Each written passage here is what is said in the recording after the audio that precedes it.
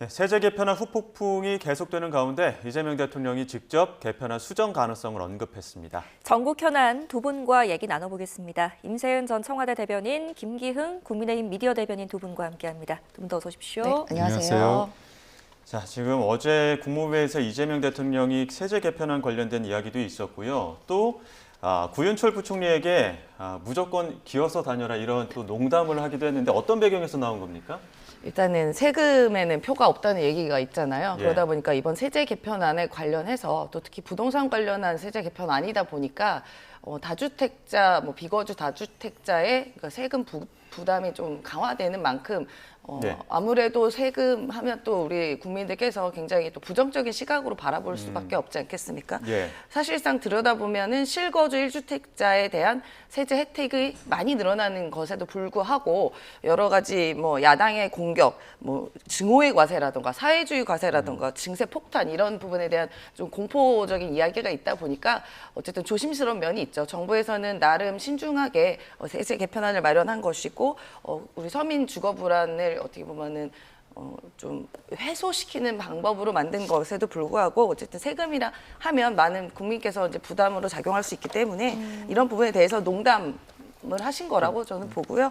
아마도 이번에 세제 개편안이 확정된 세법은 아닙니다. 아무래도 아니다 보니까 여러 가지 다양한 의견도 있고 그 안에서 또 불만이 있는 분들도 상당히 발생할 수밖에 없는 것이거든요. 그래서 정부가 이 정책 방향과 법률안을 일단은 제시를 하고 입법 예고를 통해서 국민과 또 전문가 또 이해관계자의 의견을 이제 받은 뒤 이제 수정하고 있는 그런 과정입니다. 그래서 정상적인 입법 과정 중에 하나인 것이고 그 과정에서 대통령께서는 발생할 수 있는 여러 반박의 논리, 반박의 이제 의견들을 좀 청취하고 있다 보니까 이런 얘기가 나온 것이라고 봅니다. 네, 예. 일각에서는 이 반발 여론을 좀 의식해서 이런 네. 농담을 던졌다라는 분석도 나오고 있는데요. 지금 이 세제 개편안을 두고 누더기를 만들었다. 그리고 세제 개편안 안 건드린다고 하지 않았냐라고 야당에서는 그 공세를 펼치고 있지 않습니까? 우선적으로 내용도 내용이지만 이재명 대통령의 표정이나 웃는 거 이거 보면 참 국민을 생각하는지 모르겠습니다.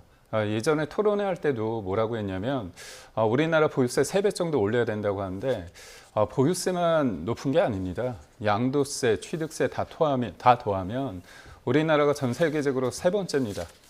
GDP 대비 3.63%라는 수치가 높죠. OECD는 1.5입니다. 그러면 이재명 대통령은 부분만 얘기한 거거든요. 근데 보유세를 3배 강화한다고 하면서 그때 우셨어요. 네. 아니 보유세 몇백만 원 내는 게 이렇게 쉬운 일이 아니잖아요. 그리고 이번에도 뭐라고 했느냐. 세금 만지는 사람들은 욕을 먹게 돼 있다. 기어 다니시라 이런 얘기를 했습니다.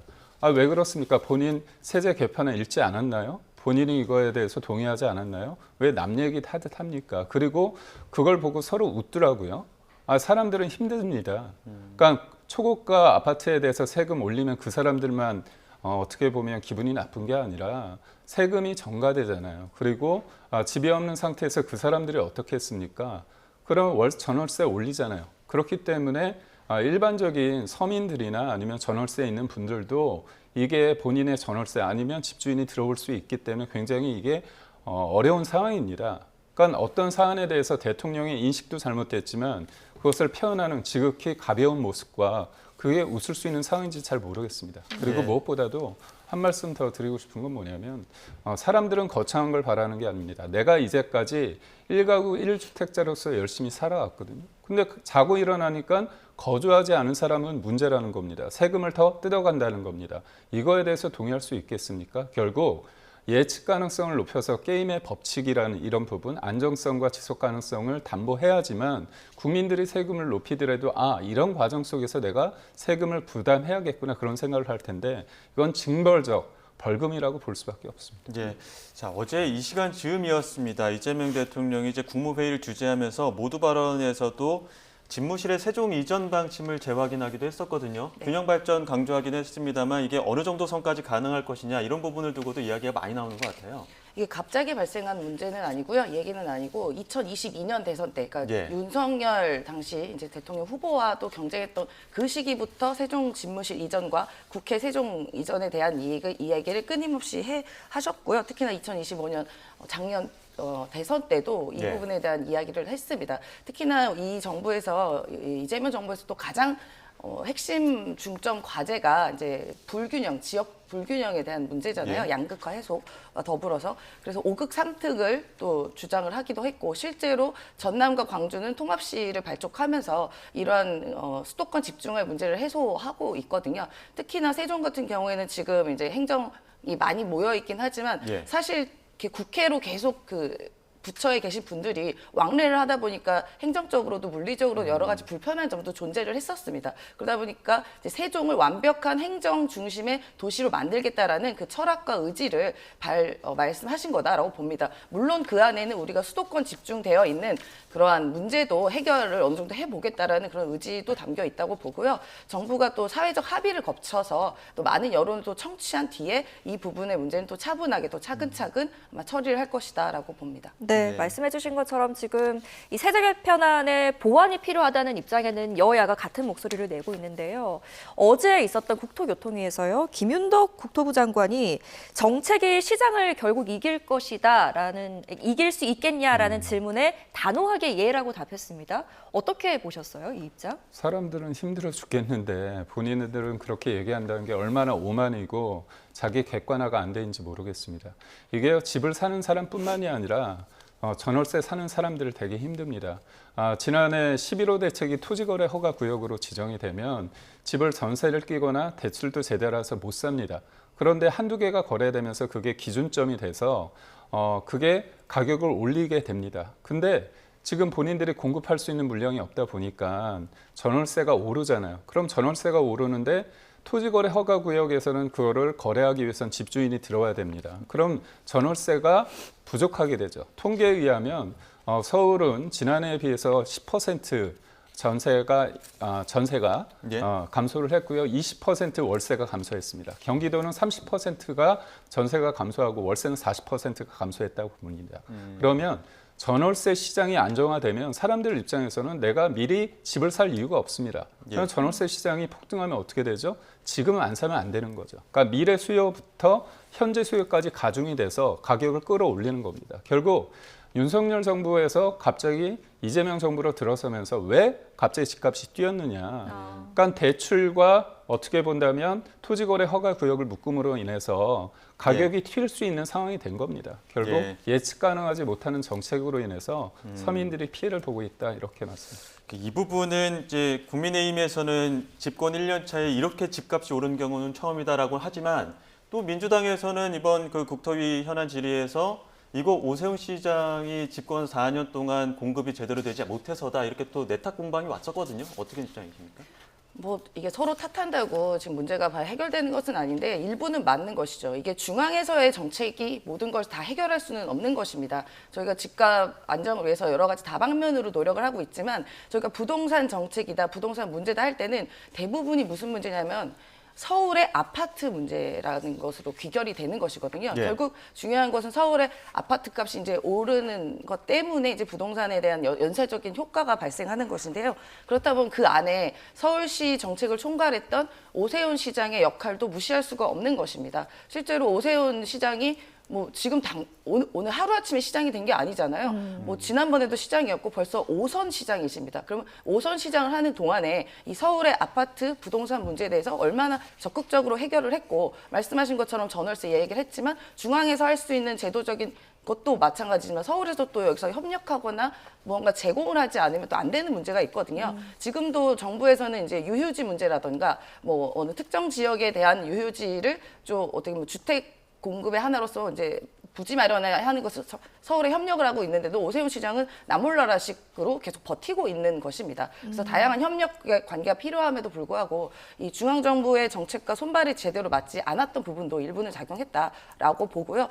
가장 중요한 것은 서로 내 탓하고 네 탓이냐 하는 건 중요한 게 아니라 오히려 머리를 맞대고 어떻게 더 현명하고 지혜롭게 이 문제를 해결해 나가는 것이 어떻게 보면 가장 본질적인 문제다라고 봅니다. 네, 정부가 지금 이르면 내일이죠. 공급대책 5만 가구에 대상하는 그 공급대책 발표하겠다라고 얘기를 했는데 일단 오세훈 시장은 나몰라라 하고 있는 건지 아니면 정말 빈 땅이 없다라고 주장을 하고 있잖아요. 이 격차는 어떻게 보십니까? 두 가지입니다.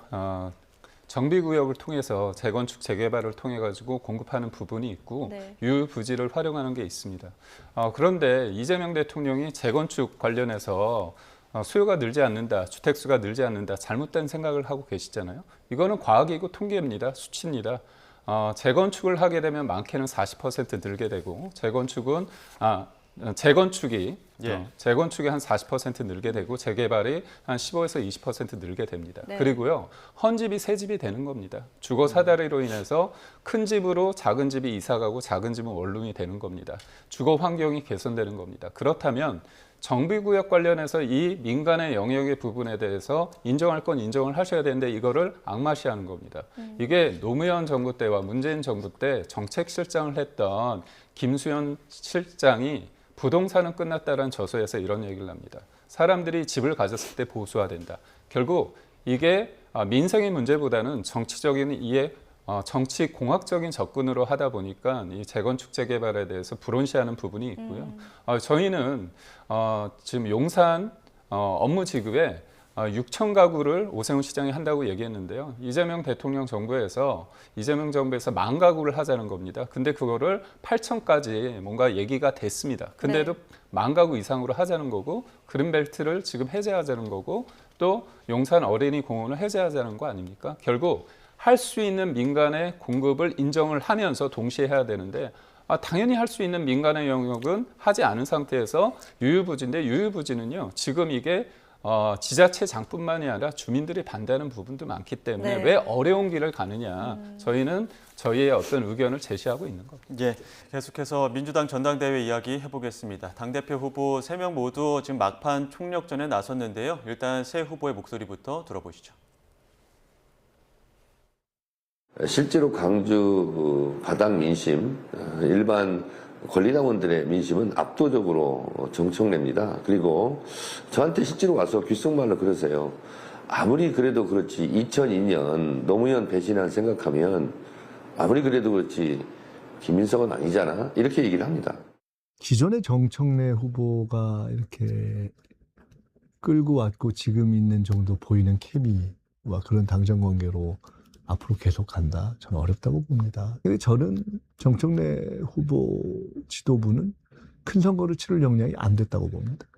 5.18 정신을 헌법 전문에 집어넣는 걸 비롯한 헌법 개정이 예로 공약인데 그걸 몰랐고 있었다는 게 너무 충격이었습니다. 저는 사실. 그러면 1년 동안 무슨 당대표를 한 건지, 당청 관계가 도대체 뭘 한 건지, 뭔 국정 과제인지도 모르고 자기 혼자 자기 아젠다를 가지고 자기 정치를 했다는 건지. 네, 세 후보 서로를 향한 난타전은 계속되고 있고 그 과열 양상의 마지막 TV 토론이 오늘인데 어떤 이야기들이 좀 나오게 될까요? 이제는 이제 과거 이야기는 좀 접어둬야 되는 거 아닌가 싶습니다. 이제 뭐 후보들이 계속해서 뭐 노무현 대통령 시절, 더 나아가서는 김대중 대통령 시절에 계속 이야기를 하면서 끊임없이 시작부터 적통 논란이 있어 왔는데요.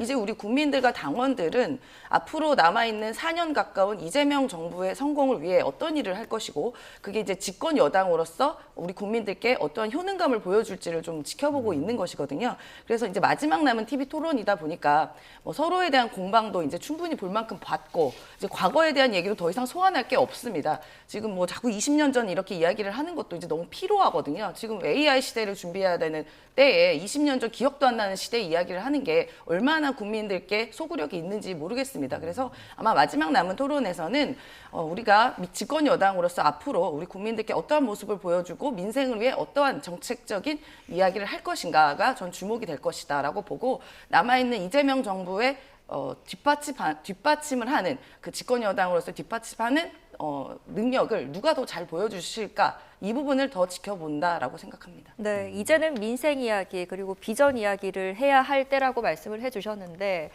그래도 지금 네거티브 양상이 계속되고 있는 것 같습니다. 뭐 불법 전화방 의혹까지 제기가 되고요.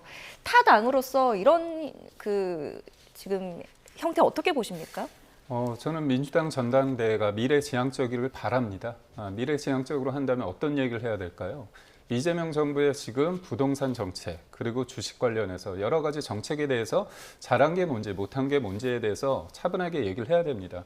그런데 잘못됐죠. 첫 단추가 잘못 깨어졌습니다. 왜냐? 이재명 대통령을 지키겠다는 거 아닙니까? 국민을 지키겠다는 사람이 아무도 없어요. 이재명 대통령과 같이 하느냐 이 부분만 계속 얘기를 하고 있습니다. 그러다 보면 이재명 대통령 지키겠다고 하는데 부동산 정책에 대해서 문제점 얘기할 수 있겠습니까? 주식 얘기할 수 있겠습니까? 노란봉투법 얘기할 수 있겠습니까? 그러니까 퇴행적으로 과거 지향적으로 갈 수밖에 없다고 봅니다.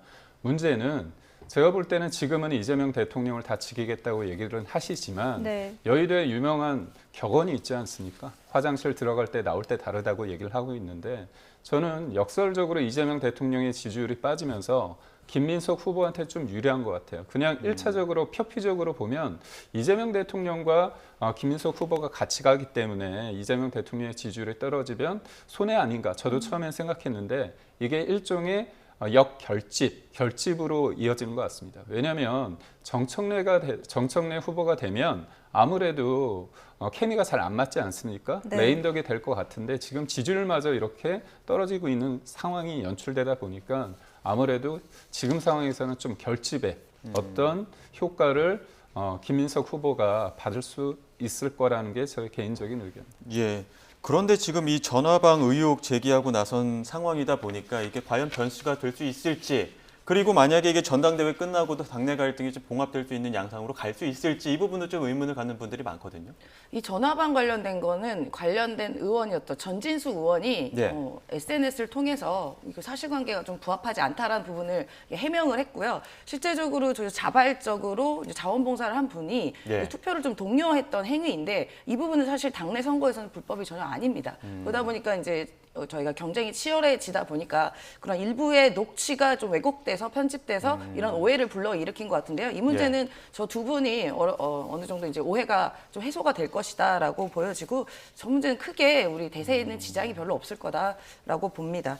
네, 중요한 것은 제가 아까 말씀드린 것처럼 저희가 대통령을 지키겠다는 게 아닙니다. 예. 그 과정에서 이 정부가 잘 성공을 해야 되는 것이고 또 민주당이 배출한 정부이다 보니까 아주 무거운 책임감과 여당으로서의 그 무거운 책임감으로 잘 성공을 시키자라는 게 저희가 주된 목표였지 대통령 개인을 지키자라는 게 아니었거든요. 예. 이 부분을 말씀을 드리고 또 이제 메가 프로젝트 같은 또 중요한 또 국가적인 사업이 남아 있다 보니까 우리 여당으로서 또 아주 치열하게 고민하고 또 뒷받침해야 되는 아주 중요한 일들이 남아 있습니다. 아마 그러한 경쟁을 치열하게 하는 전당대회가 될 것이라고 보고 오늘 그 토론회에서 그 각자의 실력 발휘를 할 것이다라고 생각합니다. 네, 만약에 오늘 그 이제 투표와 함께 또 국민 여론조사가 합산이 돼서 여기에서 강성 당심과 일반 그 대중의 민심이 좀 격차가 나게 나타난다면 이거 그 이후에 그 리더십의 어떤 끌고 가는 어떤 동력이랄까요? 이런 것들에 좀 문제가 있지 않겠습니까? 근데 당심과 민심이 크게 다르지는 않더라고요. 뭐 일부 여론조사에서는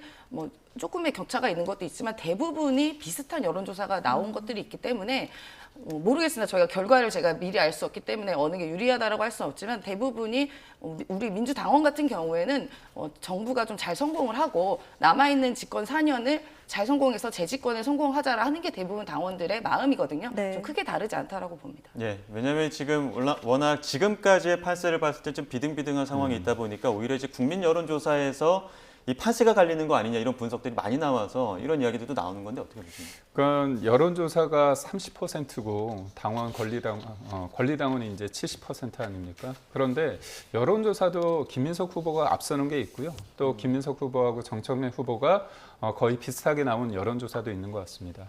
그 끝까지 봐야 되는데 예. 한쪽이 압도적으로 이기기에는 힘든 것 같습니다.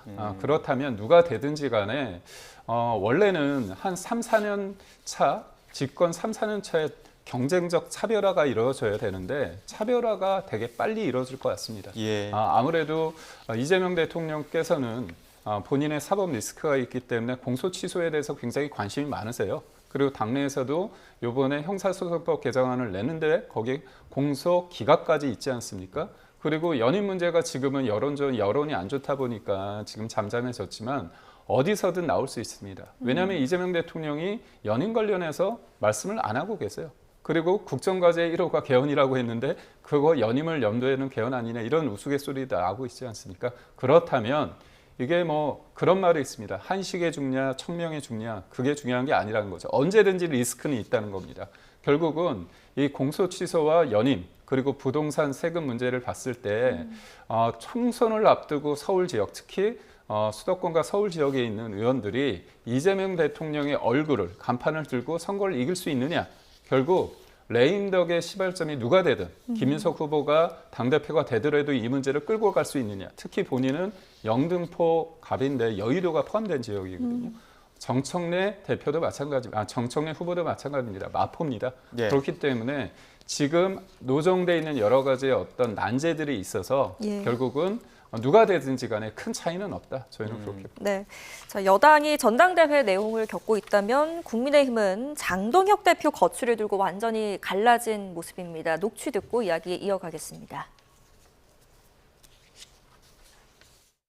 우리가 요구하는 것은 무작정 특정인을 끌어내리자는 것이 아닙니다. 오히려 그 반대입니다. 장동혁 대표가 정말 당원의 지지를 받고 있다고 생각한다면 당원에게 직접 물어보자는 것입니다. 자당 대표를 흔들고 그리고 국민의힘의 전투력을 약화시키는 이런 행위에 대해서 사실은 그것에 가지는 어떤 큰 정치적 의미도 저는 느끼지 못하겠고 대응할 가치를 느끼지 못하고 있습니다. 네, 지금 장동혁 대표의 거취를 두고 2만 7천여 명의 퇴진 연판장과 3만 6천 명의 지지 서명이 맞붙은 상황입니다. 근데 지금 이 지도부 현역 의원들의 동참이 좀 저조하다 보니까 지도부 압박할 수 있겠느냐, 될 수 있겠느냐 이런 목소리 나오거든요. 모든 당원들의 목소리는 소중합니다. 다만 저기에서 주장을 하지 않은 분들의 당원들의 목소리도 소중하죠. 그래서 저희가 110만이 넘는데요. 그중에서 2만 정도의 목소리를 가지고 그럼 당 지도부가 사퇴해야 되느냐? 그건 맞지 않습니다. 민주적인 절차를 통해서 당 지도부가 만들어졌습니다. 당연히 비판할 수 있죠. 그렇지만 본인들이 생각하는 게 전체를 대변할 수 없다고 보고 있고 당내에서도 이른바 한동훈계를 중심으로 지도부 퇴진을 요구하고 있지만 동력을 받지 못합니다. 그리고 제가 볼 때는 그런 어떤 중요한 얘기를 할 때는 절실함과 절박함을 가지고 새를 모아야 됩니다. 제가 같은 정도, 같은 강도로 계속하다 보면 더 이상 특이사항이 없는 거거든요. 당내 분란만 있고요. 이거는 이재명 정부와 민주당한테만 좋은 일입니다. 그렇기 때문에 저는 문제가 있으면 비판할 수 있지만 이런 행위에 대해서는 공감대를 형성하기 어렵다 이 말씀을 드립니다. 장동혁 대표가 오늘 아침 저희가 앞서 이제 국회 연결해서도 이야기를 들어봤는데 오늘 아침 인터뷰에서 그 조강특위 2차 진행하면서 당원들과 함께 싸울 당협위원장을 임명하겠다. 공천에만 관심이 있었던 분들은 교체할 때가 됐다. 이렇게 경고를 또 하기도 했거든요. 꽤 많이 바뀔 것으로 좀 예상해 볼 수 있겠죠? 제가 얼마 전에 만난 국민의힘 의원도 굉장히 두려운 이야기를 하시더라고요. 두려워하면서 이제 곧 의원 평가가 있을 것 같은데 예. 이른바 지금 당권파라고 하는 분과 좀 먼 사람들은 이 평가에서 모조리 낙제점 받는 거 아니냐라고 농담 섞인 자조를 이야기를 하는 걸 봤습니다. 예. 그러다 보니까 과연 이제 장동혁 대표가 쇄신을 어느 정도 할지가 굉장히 궁금한 지점인데요. 그 쇄신이라는 게 본인을 비판하지 않고 했던 분들이 예를 들어 요직에 간다 하면은 이거 국민적인 반발을 얻을 것이라고 보고 아까 말씀드린 그런 의원처럼 당권파가 아닌 분처럼의 그런 걱정 우려가 일어난다면 이거 국민의 비판을 자유로울 수가 없다라고 보거든요. 이제 굉장히 신기한 것은 이제 윤리위의 내용들인데요. 저는 굉장히 신기했던 게 물론 대표 사퇴를 계속 주장하는 분들도 민주적 뽑힌 대표에 대해서 이렇게 흔들게 하냐라는 지적도 있을 수 있겠지만 그런 대표를 비판했다고 또 윤리위에 해부되는 것도 좀 정상적인 윤리위인가라는 생각을 지울 수가 없습니다. 보니까 조직적으로 반복적으로 지도부와 대표를 비판하면 그 윤리 대상이다라는 그런 얘기도 있었거든요. 근데 정당한 그러니까 민주적인 정당이라면 지도부에 대한 비판도 할 수 있고 하다못해 퇴진도 해라라고 얘기도 할 수 있는 것인데 그게 윤리위 회부 대상인가에 대한 고민은 국민의힘에서 좀 진실되게 좀 깊숙이 생각해야 되는 거 아닌가라는 생각이 들고요. 어떻게 보면은 장동혁 대표에 대한 퇴진 문제가 장동혁 대표가 대표가 되고 나서부터 끊임없이 있었거든요. 그러다 보니까 이제 제1야당이 과연 대표의 퇴진 문제나 지도부에 대한 퇴진이 계속 그러니까 하나의 주제가 되냐, 가장 중요한 주제가 되냐, 이런 지적도 분명히 있었다고 저는 보고요. 어쨌든 이렇게 끊임없는 잡음이지만 하루빨리 해결이 됐으면 좋겠다. 비대위를 만들든 하든 해결이 돼서 좀 건전한 야당으로서 역할을 하셨으면 좋겠다는 생각이 듭니다. 네, 쇄신이냐 아니면 비당권파 속가내기냐 어떻게 보십니까? 저는 이제 네. 대변인 역할을 하지만 당 지도부에 대한 쓴소리도 합니다. 그리고 당 지도부에 대해서 비판을 했다는 이유로 징계를 하는 부분에 대해서는 참 반대한다고 명시적으로 얘기를 했습니다. 그렇다면 지금 조경태, 권영진, 그다음에 진정우, 서범수 이분들은요. 지도부를 비판해서 징계 대상이 된 게 아닙니다. 네. 다 아시지 않습니까? 조경태 의원은 국민의힘의 몫으로 부의장, 당내 경선을 했는데 본인이 졌습니다. 근데 민주당과 진보당 의원들한테 지금 뽑힌 그분은 내란 옹호 세력이기 때문에 그 사람 찍지 말고 날 찍으라고 했습니다. 이거는 초등생도 이렇게 안 합니다. 그리고 본인이 동료 의원들한테 본인을 그러니까 당을 대표해 가지고 부의장을 뽑아달라고 하는데 본인이 그 속한 당에 대해서 내란 옹호 세력이다 이렇게 한다면 저는 이분은 과연 여기 있을 이유가 있나 그런 생각을 합니다. 저는 그냥 한 개인의 당원으로서 이건 받아들일 수 없다고 보고 있고요. 멱살을 잡았거나 그리고 피해자가 있는데 돌려차기 한번 해봐 이게 국민들한테 느껴지는 그런 부분에 봤을 때 저는 징계 대상이고 다만 징계의 어떤 강도에 대해서는 이견이 있을 수 있습니다. 예. 그리고 그 과정에 있어서 본인들의 소명 절차를 충분히 거쳐서 과정에 문제가 없다면 그 징계에 대해서는 받아야 되고요. 이거를 지나치게 당권파와 비당권파의 어떤 전선으로 프레임 잡는 건 특히나 제3자가 얘기하는 게 아니라 그쪽에서 그걸 그렇게 만든다는 것 자체는 굉장히 본인들의 잘못에 대해서 인정하지 않는 꼴이기 때문에 저는 이 부분에 대해서는 국민적 관점 그리고도 당원들의 어떤 눈높이에서 이루어지리라 믿습니다. 예, 공교롭게도 이제 징계 지금 진행 중인 분들이 아무래도 비당권파다 보니까 그런 프레임에 대한 논란들이 나오고 있는 것 같은데요. 이제 곧 이번 달 말에 쇄신안 장동혁 대표 쇄신안 나올 텐데 그 쇄신안 수위는 어느 정도로 보십니까? 앞서도 의원들도 벌벌 떨고 있다는 말씀을 하셨는데. 아니 모든 제가 당협위원장입니다. 예. 당협위원장이나 국회의원이나 그 지역에서 당원과 국민들의 평가를 받는 거죠. 저희가 지방선거를 앞두고 당무감사가 이루어졌습니다. 근데 그 당무감사 결과를 밝히고 공개하고 그거에 대한 어떤 절차를 하려고 했어요. 그런데 지방선거를 앞두고 너무 그러면 안 된다 해서 차후로 미룬 겁니다. 미룬 거기 때문에 저는 뭐 이 부분에 있어서는 당연히 제대로 잘 싸워야 되잖아요. 민주당 의원들 얼마나 잘 싸웁니까? 국민의힘 의원들은 제가 볼 때 잘 못 싸워요. 예. 그런 부분에 있어서 어떤 전투력이 필요하답니다. 저희는 야당입니다. 그리고 제가 경선을 해서 당협위원장을 제가 총선 공천 앞두고 경선을 해서 이겼는데 당원에서도 이기고 그리고 여론조사에도 이겼는데 큰 차이가 없습니다. 예. 그렇기 때문에 당원이 110만이 넘기 때문에 일부 강성 당원들에 의해서 꼬리가 몸통을 흔드는 그런 격이 있는 게 아니고요.